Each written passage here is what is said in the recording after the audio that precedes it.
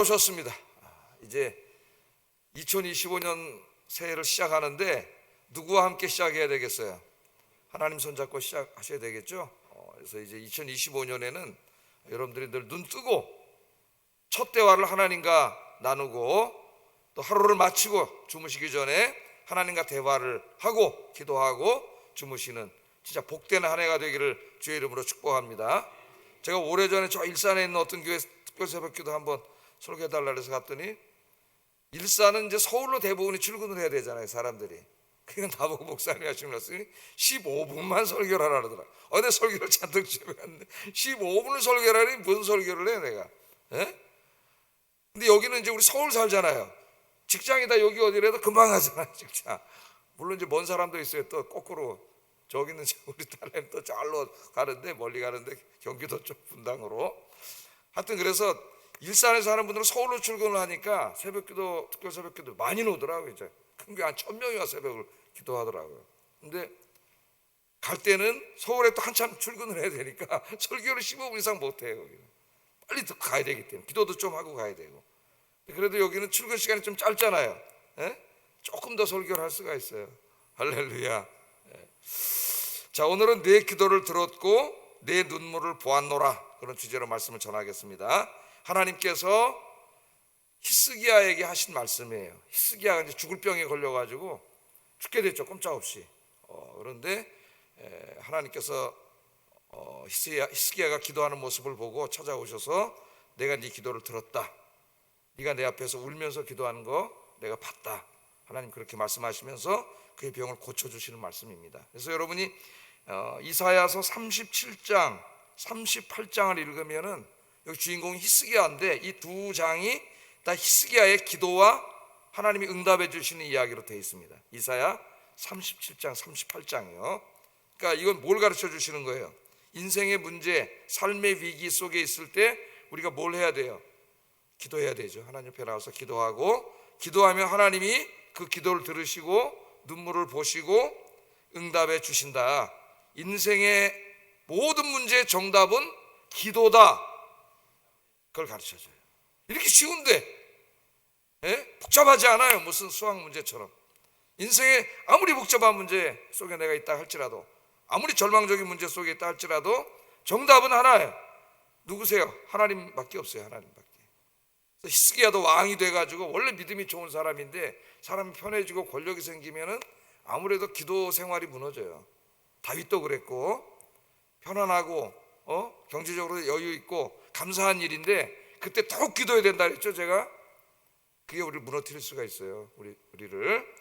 오늘 하나님께서 이제 기도의 자리를 이끄시는 그런 이야기입니다. 한번 오늘 이 말씀이 은혜가 되고 또 여러분들에게 확신이 되어서 여러분 기도하는 자리로 늘 하나님 앞에 나오고 또 응답받는 여러분 되기를 주의 이름으로 축복합니다. 자, 본문은 히스기야가 이 땅에 태어나가지고 인생의 최고의 위기에 직면했을 때 드린 기도입니다. 히스기야는 이게 병이었어요. 죽을 병이었지만은, 그러나 인생의 위기는 꼭 병으로만 오는 건 아니에요. 다양하게 우리에게 찾아오죠. 어떨 땐 경제적으로 엄청난 위기가 찾아올 때도 있고, 직장의 문제라든가 또 부부간의 문제라든가 가정의 문제, 관계의 문제, 전혀 예상하지 못했던 이런 문제들이 우리 인생에 찾아옵니다. 누구에게나.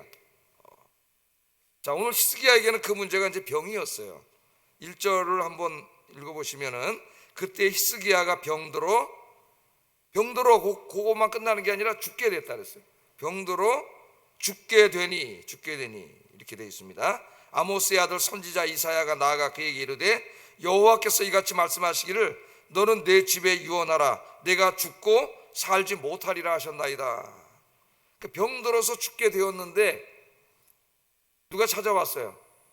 그 당시에 가장 위대한 선지자였던 이사야 선지자가 왕을 찾아왔습니다. 히스기야를 찾아와서 뭐라 그래요? 네가 병들어서 당신이 병들어 죽게 되었다. 그런데 어떻게 돼요? 그 다음 말이 여호와께서 이 병에 대해서 말씀하시기를 너는 내 집에 이제 유언하라고 하십니다. 유언하라고 하세요. 왜? 네가 죽고 살지 못하리라 말씀하셨습니다. 왕에게 가서 이야기하는 거예요. 이제 지금 목회를 하다 보면은 어느 날 평안하게 살아가다가 갑자기 이제 전혀 예상치 못했던 병에 걸려서 이제 병원에 가서 이제 뭐 인생을 정리하셔야 되겠습니다, 이런 마지막 사형 선고를 받는 분들이 있죠.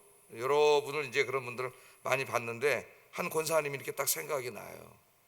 병원을 제가 신방을 갔는데 아무 어떤 반응과 표정이 없어요. 가만히시더라고. 그때 한 2달인가 3달 이제 의사가 산다 그런 얘기를 했는데 연세가 그때 그분이 한 80대셨나? 7, 80대, 80, 뭐 좀 연세가 드신 분이었어요. 근데 정말 그 절망이 갑자기 찾아오니까 사람이 아무 반응이 없더라고요. 제가 권사님 그랬는데 아무 반응이 없어요. 그냥 이렇게 이런 딱딱한 뭘 이렇게 물체를 만지는 것 같아요.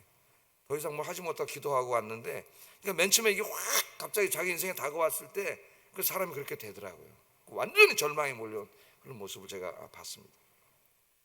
오늘 여기 병에 걸려서 뭐 의사들도 뭐 왕이니까 뭐 그 당시에 뭐 지금 같은 뭐 이런 의사들은 아니겠지만은 그래도 그 당시에 내도란 의사들이 왔다 갔다 했을 거 아니에요. 근데 중병이었는데 하나님의 선지자가 와서 말씀하시기를 하나님이 말씀하셨다는 거예요. 하나님. 당신이 여기서 이제 일어나지 못한다고 하십니다. 죽으라고 하니까 유언하세요. 그리고 가버린 거예요. 가버린 거예요. 그러니까 이 상태라면 그 권사님 생각이 나요.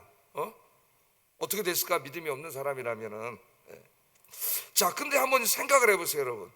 그냥 하나님의 뜻이 히스기야가 그 병으로 죽어서 그를 데려가는 것이 하나님의 뜻이었다면은 굳이 하나님이 선지자를 보내가지고 네가 이 병이 낫지 못하고 죽으리라 이 말씀을 하실 리가 없겠죠. 그냥 가만히 있으면 죽는데 뭘 그걸 굳이 선지자까지 보내가지고 네가 못 일어나리라 그 말씀을 전해줄 이유는 없다고 생각하잖아요. 그죠? 성경을 읽을 때 한번 생각을 해보세요. 근데 병에 걸려서 안 그래도 죽어가는데 뭐 선지자를 보내서 더 절망시킬 이유 있습니까? 하나님께서. 그래서 선지자가 와가지고 선지자를 보내서 당신 못 일어난다는 거예요. 죽는다고 유언하라는 거예요. 자, 왜 하나님이 굳이 이것을 알려주셨을까? 자연적으로 죽을 텐데. 왜 알려주셨을까요? 하나님께서는 이사야 선지자를 보내셔서 히스기야가 죽을 것을 알려주셨는데 그 이유는 뭐냐? 그를 데려가려는 게 하나님의 목적이 아니라 뭐가 목적인 것 같아요? 기도를 시키는 게 목적이에요. 기도. 데려가시려고 그러면 뭐라 알려주세요. 이미 병이 들어갔고 다 죽어가고 있는데 굳이 거기 가서 절망적인 말을 뭐라 하나님이 하라 그러십니까? 하나님 절망적인 말을 우리에게 들려주시나요? 하나님 말씀은 다 뭐예요? 소망의 메시지예요. 소망의 메시지. 그러니까 하나님이 히스기야에게 원한 거는 그가 이 문제를 놓고 간절히 기도하기를 원하신 거예요. 그러니까 우리가 뭘 할 수 있냐면은 히스기야는 원래 유대 역사에서 다윗과 함께 위대한 왕 중에 하나입니다. 신앙적인 면에서 따지면 뭐 다윗과 쌍벽을 이룰 정도로 엄청나게 그 믿음이 좋은 왕이죠. 근데 그가 왕이 되고 이렇게 권력을 갖고 삶이 편해지면서 아마 이 기도 생활에 문제가 생기지 않았나는 생각이 들어요. 그래서 하나님께서 기도하지 않으니까 기도하게 만드신 거죠. 이걸 우리가 잘 알아야 됩니다, 여러분. 기도를 하지 않으니까 기도하게 만든 거예요. 그래서 그에게 병이 왔고 이사야까지 보내셔서 하나님 못 일어날 것이라고 이야기했어요. 자, 여기에 이제 히스기야 인생에 중요한 게 달려 있습니다. 그는 죽습니다. 그런데 기도하면 하나님 살려주실 거예요. 그게 목적이니까. 그가 아픈 목적이 기도하게끔 하기 위해서 병이 생긴 거예요. 그런데 그걸 깨닫지 못하고 기도하지 않으면 그는 살 수 없습니다, 여러분. 그에게 병을 주신 목적이 기도를 시키려고 병을 주신 거예요. 그러니까 기도하면 살 거예요. 그러나 기도하지 않으면 히스기야는 죽게 될 것입니다. 제가 새벽에 설교하면서 말씀을 하죠. 하나님의 은혜는, 구원에 관한 은혜는 조건적이지 않다 그랬죠. 그거는 무조건적인 것이에요. 내가 뭘 하나님 앞에 어떤 공로가 있어서 하나님 그것 때문에 나를 구원해 주신 게 아니에요. 그거는 전적으로 하나님 내 인생에 찾아오셔서 나를 구원해 주신 전적인 하나님의 은혜입니다. 그런데 하나님이 이 복을 주시는 것, 뭐 병을 고쳐주시고 문제를 해결해 주시는 것은 다 성경을 읽어보면 조건문으로 되어 있다 그랬죠. 네가 만일 기도하면, 네가 만일 순종하면, 네가 만일 하나님을 잘 섬기면 내가 너희에게 이렇게 하리라.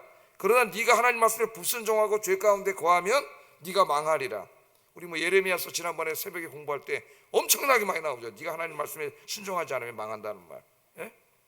그러니까 이 모든 우리 인생의 문제들에 대해서 하나님이 해결해 주시고 복을 주시는 이 말씀을 읽어보면은 거의 다가 조건문으로 되어 있어요. 네가 뭐뭐 한다면, 이걸 잊어버리면 안 돼요, 여러분. 은혜를 막 다 섞어가지고 아이 구원의 은혜가 전적인 은혜니까 그냥 뭐 하나님 다 그냥 우리 인생도 전적인 은혜고, 물론 다 전적인 은혜죠. 하나님 주시는 건. 그런데 조건문이 붙어 있어요. 구원을 제외하면은. 히스기야 인생도 마찬가지예요. 네가 기도하면 살아. 왜? 이 병을 하나님이 주신 이유가 기도예요. 그런데 어리석어서 그 상태에서도 깨닫지 못하고 기도를 하지 않아. 그럼 그 문제가 해결될 리가 없어요. 기도하지 않으면 그는 죽을 겁니다. 때로 하나님께서 사랑하는 자녀들, 우리 하나님 백성들의 인생을 꽈배기처럼 꽈놓을 때가 있어요. 힘든 일들이 막 닥쳐올 때가 있습니다. 어떨 때만 쓰나미처럼 막 몰려올 때가 있어요. 건강에 이상이 생길 수도 있고, 직장을 떠나게 할 수도 있고, 사업이 어려워질 수도 있고, 인간관계가 무너질 수도 있고, 너무 힘든 가운데 있을 수 있습니다. 하나님이 우리에게 인생에 고난을 주는 것은 하나님의 메시지예요. 하나님의 음성이에요. 뭐 하라고? 기도하라는 거예요. 기도하라고. 그때 한번 여러분 인생을 되돌아보세요. 내가 기도하고 있는지. 내가 이전에 힘들고 어려울 때 하나님을 간절히 찾을 때처럼 그렇게 지금도 기도하고 있는지를 되돌아보세요. 그럼 금방 알아요. 자기가 왜 하나님이 이 일을 주셨는지. 하나님은 우리가 지금 뭘 하기를 원하세요? 기도하기를 원하세요. 여러분, 기도를 우리가 하기 시작하면은 그 기도를 통해서 하나님이 문제도 해결해 주실 거예요. 그러나 그거는 그렇게 큰 축복이 아니에요. 하나님이 더 원하시는 건 뭐예요? 그래서 그 문제 때문에 기도를 하면은 기도의 응답을 받고 문제가 해결되면서 하나님에 대한 믿음이 더 생기고, 하나님을 더 신뢰하고 확신하게 되고, 더 기도하게 되고, 더 감사하게 되고, 그러면서 하나님과 영적인 교제가 어떻게 되는 거예요? 더 깊어지는 거예요. 하나님이 원하시는 건 바로 거기에 있어요. 거기에. 이 문제를 가지고 그냥 해결해 주실 수도 있지. 그러나 기도도 안 하는데 문제를 해결해 주면 그 사람 기도하겠어요? 예배 자리에 나오겠어요? 더 망하는 길로 가는 거예요. 그래서 그 기도를 통해서 오랫동안 때로는 기도하게 하세요. 하나님 기다리게 하실 때도 있잖아요. 그 기도를 계속 하면서 그동안 찾지 않던 누구를 찾게 돼? 하나님을 찾게 되잖아요. 하나님과 교제하게 되고, 하나님 만나게 되고, 그게 더 큰 축복이에요. 자기 자신도 돌아보게 되고.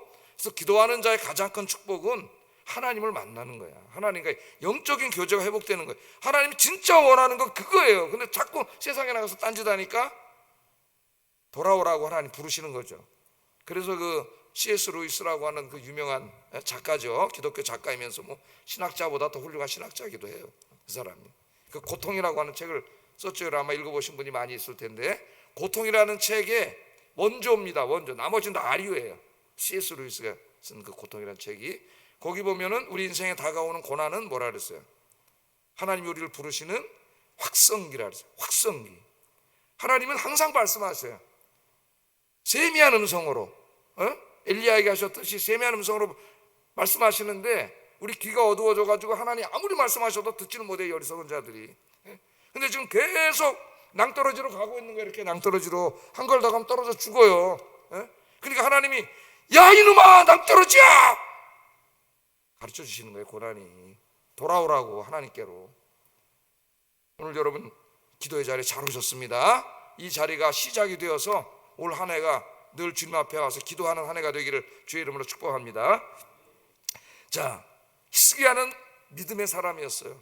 내가 그 권사님 생각하면서 이분이 절망했구나 그런 생각을 했는데 믿음의 사람이었습니다. 그래서 이 이사야 선지자로부터 절망적인 소식을 들었을 때 이 이사야의 말을 기도하라고 하시는구나 이 말씀으로 들었어요. 자, 절망이죠.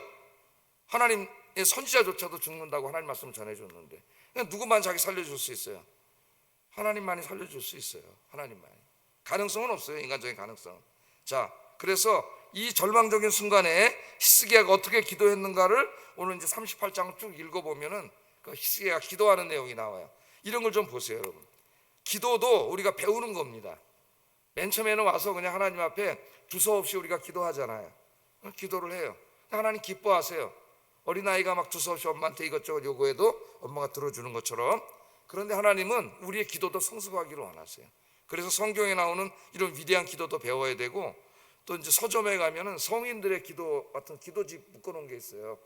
그런 기도집을 사서 읽어보세요. 그러면 그들의 기도를 읽어보면은 자기 개인의 기도도 있고, 뭐 교회를 위한 기도도 있고, 다른 사랑하는 사람들을 위한 기도도 있고, 나라와 민족을 위한 기도도 있고, 기도의 폭이 굉장히 넓어. 하나님 나라가 이 땅에 이루어지기를 위한 기도도 있고. 그래서 그 기도를 배워. 읽으세요. 기도를 배워야 돼요.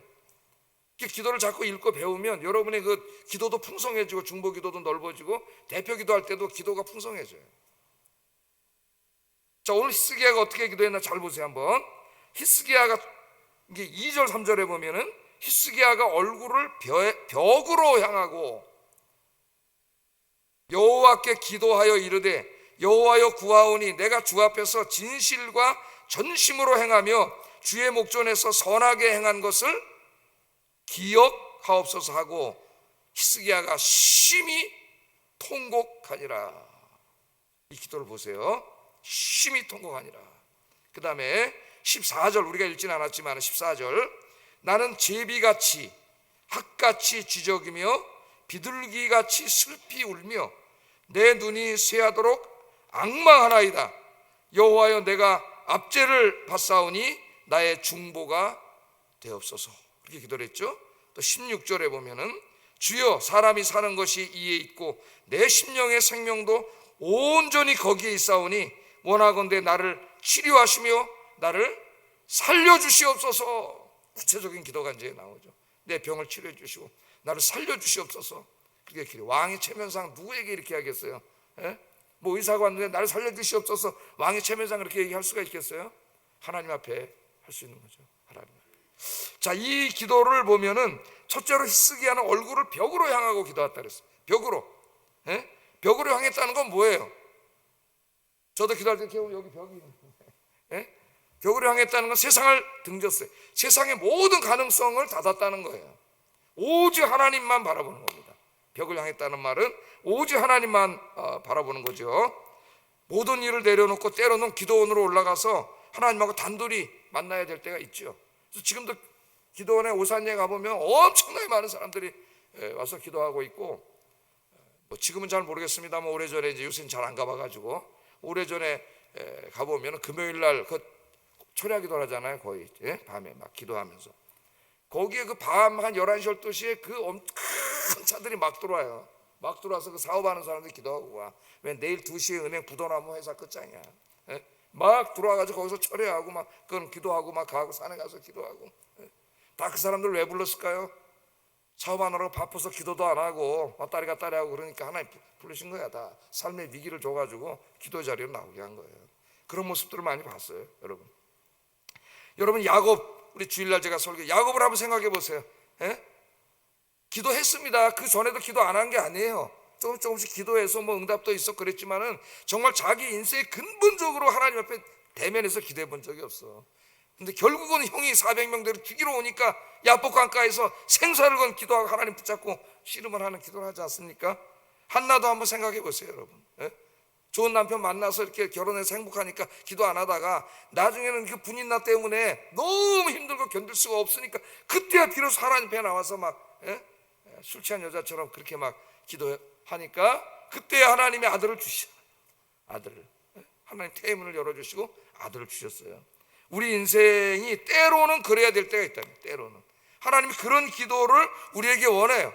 사람 조금만 의지할 게 있어도 하나님 전적으로 의지 안 한다 그랬죠. 제가 그것도 C.S. 루이스가 한 말이에요. 우리가 의지할 게 조금만 있어도 절대로 하나님 전적으로 의지하지 않고 인간은 자꾸 그거 의지하려고 그래. 그래서 하나님 그것도 싹 가져가 버려요.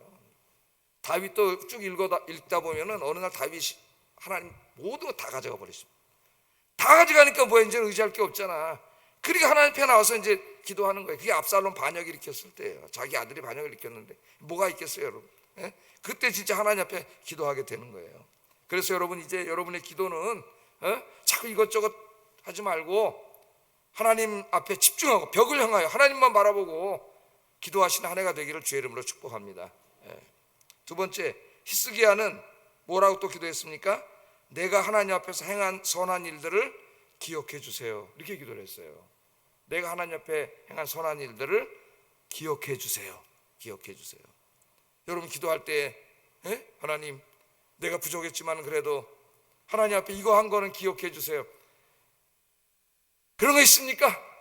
그런 거 있습니까? 오늘 잘못 이해하면은 마치 히스기야가 하나님의 은혜를 구한 게 아니라 자기의 공로를 내세우면서 내가 이렇게 했으니까 이렇게 내 공로가 있으니까 좀 해주세요, 이런 기도가 되었고, 그런 기도가 아닙니다. 이게 정반대의 기도예요. 예? 하나님 앞에 죄인이고 무가치한 자이고 은혜를 받을 그런 아무것도 없는 자이오나 그래도 하나님 내가 부족하지만 이것만큼은 하지 않았습니까? 히스기야는 사실 한 게 많아요. 하나님 앞에 이것만큼은 한 거 하나님 불쌍히 여기시고 기억해 주세요. 그런 기도예요, 이 기도가. 제가 그래서 이런 생각도 해봤습니다. 야, 살면서 뭔가 하나님 앞에 작은 거라도 해놓은 게 있어야 공로를 구하는 게 아니라 하나님 나를 불쌍히 여기시, 내가 주님 앞에 이거 한 거라도 하나님 기억해 주시고 나를 불쌍히 여겨 주세요. 그렇게 기도했습니다. 이 기도는 기도 응답도 전적인 하나님의 은혜인 것이에요. 그래서 기도는 청구서 내미는 게 아니에요. 하나님 앞에 은혜를 구하는 것이지, 은혜를 아무것도 한 것 없지 뭐. 청구서 내미는 게 아닙니다. 하나님 주세요. 그리고 한 2, 3일 기도하다 기도 응답 안 하면 에이, 기도 응답도 안 해주시네. 기도가 잘못된 태도예요. 기도는 전적인 하나님의 은혜, 하나님의 자비와 긍휼을 구하는 것입니다. 기도할 때 그렇게 하세요. 나를 불쌍히 여겨 주시옵소서. 신약 성경에 보면 다 어떻게 기도할 때 예수님한테 주님 저를 불쌍히 여겨 주시옵소서. 불쌍히. 저도 이렇게 기도해요. 저를 불쌍히 여겨 주시고 제 목회를 불쌍히 여겨 주시옵소서. 그러면 하나님이 불쌍히 여겨 주실 줄로 믿습니다. 세 번째 이제 히스기야 기도를 보면은 통곡하며 슬피 울며 살려달라고 기도했다고 나와요. 통곡하며 슬피 울며. 그러니까 히스기야의 기도는 통곡과 눈물로 드리는 간절한 기도, 또 살려달라고 애원하는 처절하고 절박한 기도입니다. 제가 언젠가도 기도에 대해서 설교하면서 말씀했지만 우리 기도 응답은 우리의 간절함과 절박함이 핵심적인 것이에요. 기도를 예수님이 중언부언하지 말라 그랬죠. 기도를 해야 하기는 하나님 이것도 주시고 뭐 또 딴 생각하다가 하나님 저것도 주시고 뭐 자기도 절박함이 없고 간절함이 없는데 무슨 기도 응답이 있겠어요. 기도의 핵심은 정말 절박함과 간절함이에요. 간절함. 그러니까 하나님이 내가 네 기도를 들었고 네 눈물을 봤다 그러잖아요. 네 눈물을. 14절에 보면은 제비와 학과 비둘기가 나옵니다. 자기를 새에다가 비유를 하고 있어요. 나는 제비같이 학같이 지적이며 비둘기같이 슬피 울었다. 슬피 울며 내 눈이 쇠하도록 악마하나이다. 여러분 한쪽을 계속 쳐다 눈이 이렇게 시리죠. 그런 표현이죠. 하나님을 지금 바라보고 있는 거예요. 제비는 어떻게 울어요? 속삭이듯 운다. 속삭이듯. 우리 교회도 이제 여름만 되면은 강남 갔던 제비님이 꼭 찾아오시더라고요. 기가 막히게 와요 여기를. 제비는 지지배배 이렇게 속삭이듯이 울고 학은 꺽꺽 하고 온다. 크게 소리를 내서 우는 새라고 합니다. 그러니까 이 제비처럼 학같이 지저귀었다는 말은 무슨 말이에요? 하나님 앞에 슬피 제비처럼 소리 내지 않고 슬피 울었을 뿐만 아니라 학처럼 소리를 내면서 엉엉 울면서 하나님 앞에 기도했다는 거예요. 그러니까 눈물로 간절히 기도한 거죠. 간절함과 절박함. 여러분 하나님 앞에 기도할 때는 그 문제를 해결하실 분이 하나님밖에 없잖아요. 그럼 어떻게 해야 돼? 하나님 붙잡고 간절하고 절박하게 야곱처럼 막 나에게 복을 안 주면 내가 안 놓겠습니다. 환도뼈를 쳐서 부러뜨려도 끝까지 붙잡는 어떤 그런 기도를 하나님이 원하세요. 간절하게 건성으로 하는 기도가 아니라. 16절에 나를 치료하시면 나를 살려주세요. 그렇게 간절히 기도를 했습니다. 구체적으로 기도한 거죠. 여러분 구체적으로 기도하세요. 문제 하나하나를 놓고 기도하시고 수첩에다 될 수 있으면 기도 제목을 적어놓고 기도하셔요. 여러분. 그래서 아침에 와서 이렇게 딱 펴놓고 기도하세요. 그럼 잡념도 없어지고 하나하나 읽으면서 기도할 수가 있습니다. 여기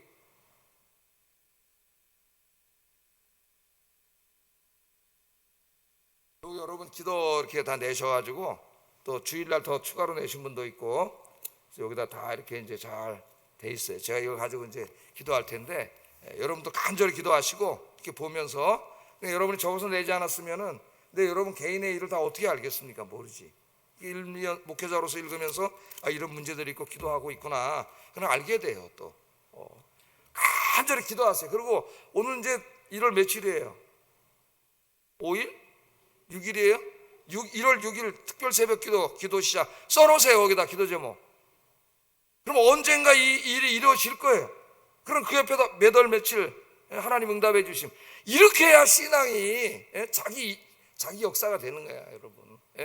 그래야 은혜가 되고 나중에 그걸 보면서 하나님 이때 응답해 주셨구나. 제 성경책에 보면 그런 게 빼곡해요. 성경 읽다가 이제 응답받고 거기다 써놓고 나중에 보면은 그게 큰 은혜가 됩니다. 바로 그렇게 기도해서 응답받은 내용을 쓴 게 시편이에요, 여러분. 그 시편이 우리에게 얼마나 감동을 주고 은혜를 줍니까? 우리 인생의 문제 아니에요? 시편이? 여러분도 그렇게 하세요. 기도 생활을 실제적으로 하세요. 하나님 살아계시기 때문에.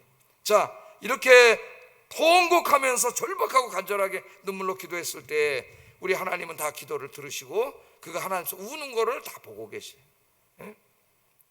자, 하나님이 이 기도를 얼마나 기뻐하셨는지요. 이사야가 당신이 이제 죽습니다 그러고 그 성에 뭐 며칠 머물렀는지 뭐 그건 잘 모르지만 성경에 안 나와서 그 성을 나가서 자기 집으로 가기 전에 하나님이 응답해 주셨다는 거 아닙니까? 네? 성을 나가기도 전이라 그랬어요. 열왕기하 20장 4절 한번 읽어보겠습니다. 시작. 그에게 임하여 이르시되, 그렇게 나오죠. 네? 그러니까 하나님께서 히스기야가 이렇게 기도하기를 얼마나 기다리고 계셨는가. 하나님 기다리고 계세요. 여러분만 기도 응답을 기다리는 게 아니에요. 여러분만 문제가 해결되길 기다리는 게 아니에요. 하나님은 여러분이 하나님 앞에 나와서 이렇게 간절하게 기도하기를 하나님도 기다리고 계신다는 거예요. 네? 근데 안 나와? 그럼 계속 그 상태에 있는 거예요. 안 나오면 하나님이 기다리고 계셔요. 하나님께서 히스기야의 기도를 기다리고 계셨던 것처럼 우리의 기도도 기다리고 계십니다. 그러니까 오늘 여러분 잘 나오신 거예요. 하나님 무진장 기뻐하시고, 우리 여기 자녀들이 나와 있는데 저쪽에도 자녀가, 여기도 자녀가 나와요. 하나님이 기뻐하세요. 기뻐하세요. 자, 오늘 하나님이 히스기야가 기도할 때에 뭐라 그러시는지 4절 5절 이사야를 보내서 이야기 한번 읽어보겠습니다. 시작.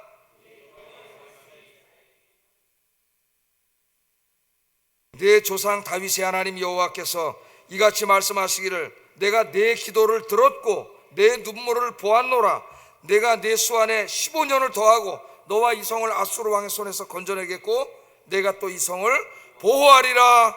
아멘. 병만 고쳐준 게 아니라 아수르가 지금 쳐들어왔는데 그 성도 지켜주신다고 하나님이 약속을 하세요. 내가 내 기도를 들었고 내 눈물을 보았노라.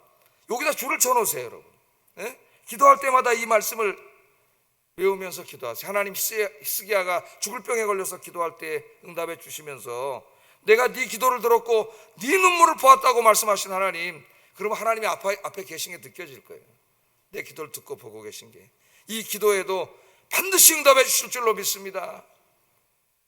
제가 왜 말씀을 의지하며 기도하라 그랬죠? 말씀을 의지하면서 기도하면은 믿음과 확신이 생겨요. 왜? 하나님은 어제나 오늘이나 동일하신 하나님이에요. 이 말씀 그대로, 이 말씀 왜 적었어요? 하나님이 왜 기록했어요? 이대로 하면 너에게도 이렇게 주시려고, 우리에게 주시려고 이 말씀을 기록한 거예요. 하나님 우리의 기도를 들으시고 우리의 눈물을 보고 계셔요. 그런데 내가 여러분 어느 날 기도하고 계신 걸 봤고 그 소리를 들었다 해서 제가 여러분에게 뭐 해줄 수 있는 게 아무것도 없어요. 저는 축복기도 할 수 있죠, 어제 설교한 것처럼. 그러나 이 기도를 들으시는 하나님은 전능하신 하나님이시거든요. 말씀으로 우주를 창조하신 전능하신 하나님이에요. 그 하나님이 이걸 들으시고 보시면은 그 다음에 어떻게 될까요? 문제는 다 해결되는 거예요. 우리의 문제가 아무리 태산같이 커 보인다 할지라도 전능하신 하나님 앞에는 먼지도 안 되는 거죠. 하나님이 창조하신 우주를 생각해 보세요. 이 우주의 지름이 얼마인지 지금도 몰라요. 물리학자들이 우주의 끝이 어딘지도 몰라요. 이 광대한 우주가 하나님의 손바닥 안에, 하나님 창조하신 우주에, 그 우주 안에 지구라고 하는 것은 진짜 보잘것없는 먼지도 안 돼. 지구, 그 지구 안에 이 대한민국, 그 안에 서울, 마포구, 아현동, 요즘 아현께 좀 나와 있는 한 사람이 인간, 내가 가지고 있는 문제가 아무리 커봐야 하나님 앞에 먼지도 안 돼. 아무것도 아니에요. 그런데 우리는 믿음이 없어가지고 문제만 계속 묵상해. 그러니까 문제가 점점 커져갖고 하나님이 보이지가 않아요. 태산 같은 문제만 보이는 거예요. 그러니까 절망이 확 오는 거예요. 여러분, 하나님을 바라보세요. 하나님을 바라보면 그 광대하시고 전능하신 하나님 바라보면 이 문제는 지구도 먼지도 안 되는데 그 안에 그 아무것도 아닌 거야 이게. 하나님은 누구세요? 전능하신 하나님이 바로 그런 뜻이에요. 우리 예배 드릴 때마다 뭘 고백하죠? 전능하사 천지를 만드신 하나님이 내 아버지임을 믿습니다. 이게 신앙 고백의 핵심이에요, 여러분. 우리 사도신경 예배드릴 때마다 전능하사 천지를 창조하신 그 전능하신 하나님이 내 아버지인 줄로 믿습니다. 오늘 하나님이 응답을 해주시는데 징조까지 주시고, 우리 하나님이 얼마나 좋으신 하나님이냐면은 징조까지 가르쳐 주셨어요.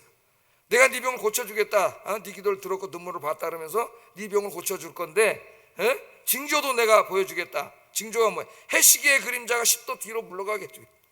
해시계 있잖아요. 해시계는 태양이 이렇게 움직여, 태양이 움직이는 건 아니죠. 지구가 도는 것이, 지구가 도는 거죠. 근데 우리는 이제 관찰자 입장에서 보니까 해가 떴다 진다, 우리가 그렇게 얘기하잖아요. 그래서 여호수아에서도 태양아 머물러라, 그렇게 나와, 달아 머물러라. 그랬더니 어떤 자유주의 신학자 놈이, 야, 성경에는 과학적인 오류가 많다는 거, 왜 태양아 머물러라 그랬다는 거야. 태양이 움직이는 것처럼. 정말 바보 같은 놈이에요, 그런 신학자들이. 지금도 우리가 뭐라 해가 뜬다 그러지 지구가 돈다 그러는 사람이 있어요? 해가 뜬다, 그게 과학적으로 틀린 건가요? 우리는 그냥 관찰자 입장에서 이야기하는 거예요. 그 당시에 사람들은 더더군다나 이거 모르잖아요. 지동설은 모르잖아요. 그러니까 그런 자유주의 책 읽고 또 시험에 드는 사람도 있는데 그건 바보 같은 사람들. 자, 하나님은 전능하신 하나님입니다. 자, 해 그림자가 뒤로 가려면 지구가 거꾸로 돌아야 되는데 그건 있을 수 없는 일이죠. 그럼 다 죽어요. 중력이고 뭐 흐트러져 가지고. 근데 그 다 누가 만들었어요? 우주의 법칙을, 중력의 법칙을 다 하나님이 만들었지. 하나님이. 그 뉴턴 있잖아요, 여러분. 뉴턴은 어떻게 생각했냐면은 그 중력이라는 게 너무 신기한 거 아닙니까, 여러분? 중력이 없으면 하늘로 다 날아가 버리겠지. 그 중력이 그 사물 물체 자체에 있는 것인지 아니면 하나님이 매일 공급해 주시는 것인지, 그 뉴턴은 하나님이 매일 공급해 주시는 것이라고 생각을 해요. 이 중력이라는 게 그게 하나님의 섭리야. 매일 이끌어 가시는, 그걸 하나님 싹 걷어가 버리면, 중력이 없어지면 이제 우주는 대혼란이 일어나는 거죠. 그 위대한 과학자도 그런 이야기를 했어요. 하나님이 매일 공급해 주시는 거다. 하나님이 만든 거예요. 우주 법칙도 아무것도 아니에요. 어떻게 사람이 무리를 걸어가? 예수님 무리를 걸었다고? 거짓말이야. 자유주의 신학자들 그래요. 이런 바보 같은. 요새도 중력을 만들어 놓고 사람들이 우주인 훈련할 때 거기 떠댕기는데, 그 모든 걸 만드신 분이 하나님이시잖아요. 하나님, 창조주 하나님. 하나님 무리를 걸어가는 거지. 중력의 법칙을 거스르고. 누가 다 만드셨어요? 다 하나님 만드신 거예요. 하나님은 택하신 백성을 구원해 주시기 위해서 해시계도 멈추고 태양도 멈추고 홍해도 가르고 요단강도 멈추게 하고, 할렐루야. 하나님 다 하셔요. 전능하신 하나님. 새해 오늘 잘 오셨습니다. 이 주님 붙잡고 히스기야처럼 눈물로 기도해서 하나님 만나고 응답받는 한 해 되기를 주의 이름으로 축복합니다. 기도하겠습니다. 2025년 새해에는 나를 기도의 자리로 부르시는 하나님의 음성을 듣고 히스기야처럼 정말 간절하고 절박하게 기도하게 하소서. 히스기야가 병을 고쳐달라고 하나님 앞에 흐느껴 울고 때로는 큰 소리로 울며 기도한 것처럼 내 인생의 문제들을 하나님 앞에 내려놓고 정말 간절하고 절박하게 기도하게 하소서. 2025년 한 해는 기도하여 응답받고 간증이 넘쳐나는 한 해가 되게 하여 주시옵소서. 우리 다 같이 기도하겠습니다.